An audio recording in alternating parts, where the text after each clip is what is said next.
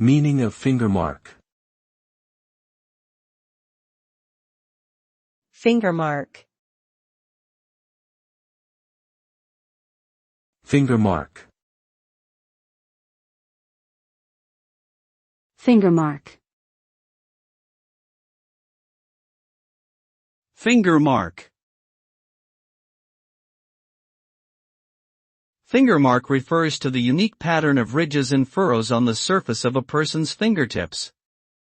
These patterns are formed during fetal development and do not change throughout a person's life, making them an excellent tool for identification purposes.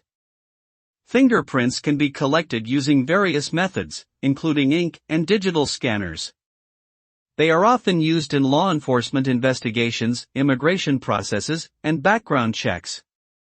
The analysis of finger marks can also reveal information about a person's age, health, and lifestyle choices, adding to their value as a forensic tool.